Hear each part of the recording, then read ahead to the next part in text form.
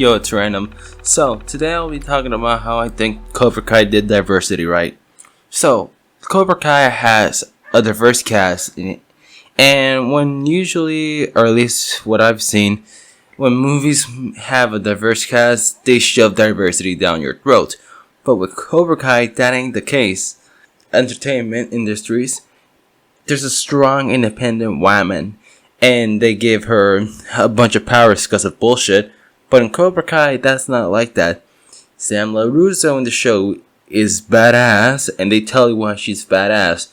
She trained with her father in the art of old school karate, and honestly, it's pretty cool. Unlike in fucking Star Wars, where Rey gets all of her powers because of bullshit. But Cobra Kai is pretty cool also because like I said, most shows now are creatively bankrupt, so diversity and straight white man bad. But when I saw it in Cobra Kai from like season 3, which is arguably the worst season in Cobra Kai, when Tori was being taken advantage of by a straight white man, I really didn't mind because honestly, I connected with the character more, unlike in some instances in Ella Holmes. But anyway, that's what I really like. And also, it just shows you a bunch of Power Ranger like fight scenes, which is like honestly awesome. At first, Cobra Kai didn't get my attention because I wasn't really interested in the Karate Kids movies that much. But then I saw my dad watching it, and I was like, you know what? Let's give it a try. So I gave it a try, and I was immediately in love with the show. I never really knew who the main protagonist of the show was, but let's just say it's Johnny. I related to Johnny and all the other characters so much, and I related to Miguel because I guess I was bullied back then. I related to Johnny because I saw how his life was a failure, and I related to almost all the students in the Cobra Kai dojo that as much. With Miguel, you saw how someone who was bullied can turn his life up from looking at it from a positive angle, and from I guess it's Hawk. I want to use his real name, but who cares? You see what happens when you let the worst of you become who you are, which is pretty cool. With Tori, you find out her struggles and you know why she's a badass. Unlike other characters, they just give them powers because of bullshit. And you know why she's like this, and you know why. That's why I love Cobra Kai so much.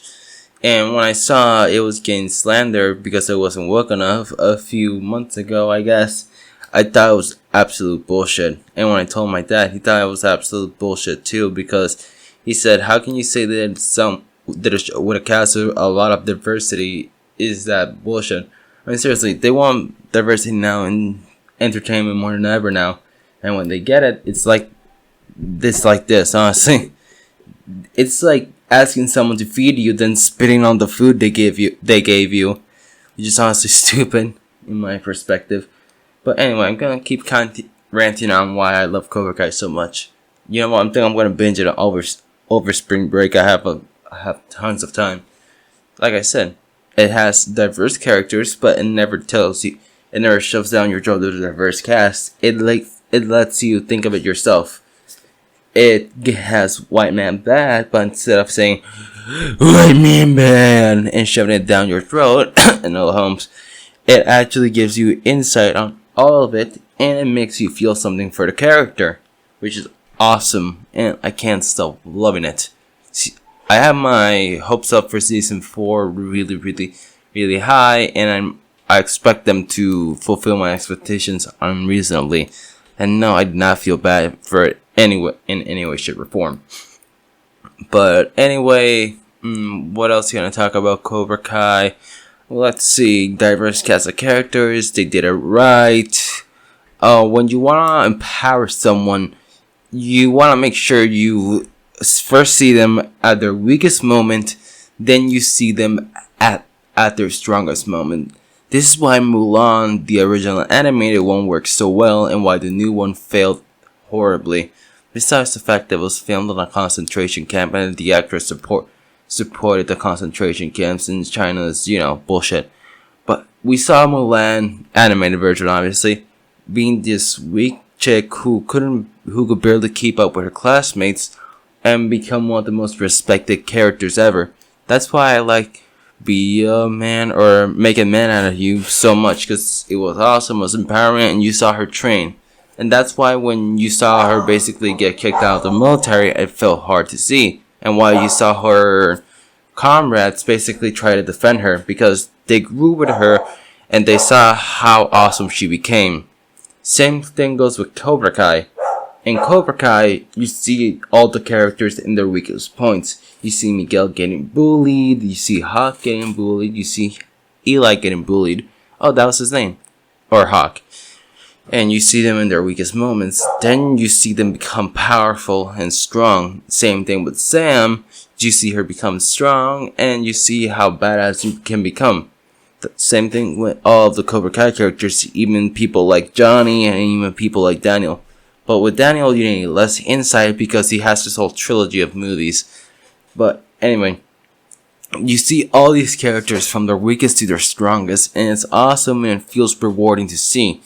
And I feel like if more shows had that, then honestly it wouldn't be so bad. Because you can make a female empowerment movie with a strong protagonist, but the reason why Star Wars failed is because we never saw Rey at her weakest. We never saw her why she was struggling to become this and what was her motivation and drive. I can't remember much from the original movies or from the prequels, but I'm pretty sure... No, wait, I did see the prequels, and I saw Anakin in his weakest and struggling. Same thing with Luke, so I can relate to them. But with Rey, she just gets all her powers because of bullshit. In Cobra Kai, you see why Sam got back into karate. She kind of gave up to it because she didn't see any point of it. But then we saw her at her weakest, and we saw her why she wanted to do karate again.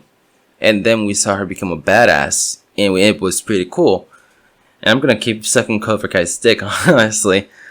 But honestly, I think that's about it. Because, like I said, if you want to make an empowerment movie or empowerment TV show or empowerment video game, we first need to see the characters at their absolute weakest and worst state of their lives. We cannot give them as many powers as humanly possible, because otherwise it's gonna fail and it won't feel as rewarding to see. But anyway, that's about it. See ya.